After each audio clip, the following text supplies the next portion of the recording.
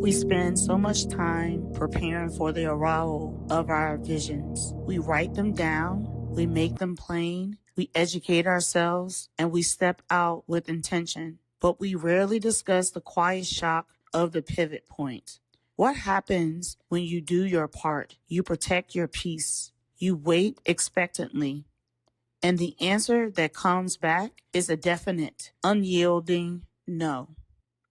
How do you move forward and accept a reality you didn't ask for? Do you try to force the door open again through sheer willpower? Or do you sink into the background, continuing in the exact same stagnant state you were in before, letting resentment take the driver's seat?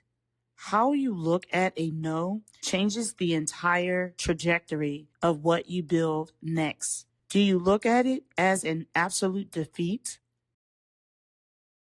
Do you view it as a strict not now? Or do you frantically try again immediately out of a desperate need to prove your worth to the room? I've been sitting with this truth deeply. Your posture when you are given a no entirely dictates what that no does to your spirit. When a door is closed, our natural instinct as builders and fixers is to dissect the lock. We want to know why. We want to know if our best wasn't enough or if we miscalculated our steps. But sometimes the closed door is the highest form of alignment. God positions us to move through specific seasons of refusal for 3 distinct reasons. First, so that we are made stronger in the end, building an internal infrastructure that can actually sustain the weight of the next assignment. Second, because there is an invaluable lesson hidden in the waiting room that you couldn't learn while standing on the stage.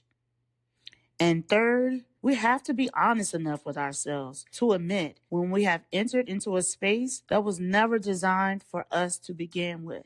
Through self-reliance, through ambition, through a desire to validate our own capabilities without seeking divine direction, we try to force ourselves into alignment with things that were never in His will for our lives.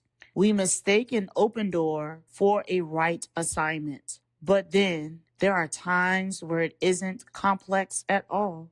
There is no hidden enemy, and there is no massive failure on your part. Sometimes it is simply a no. Not because you lack value, not because your resume wasn't immaculate, but because the architecture of your destiny requires a completely different foundation. Give yourself the luxury of time. When the result isn't what you prayed for, stop trying to perform through the disappointment. Give yourself time. Give yourself the actual space to accept the reality of your current state without judging it. If you need to grieve the expectation, grieve it. If you need to sit in the stillness of the shift, sit there. Do not rush to fix it. Do not immediately apply for the next thing just to cover up the sting of the refusal. Give it time. And then after you have taken that time, after the room has gone quiet and the dust has settled, get up, straighten your posture, hold your pen, hold the line, and move forward into the space that was actually built for you. This is a princess moment. I'll talk to you later.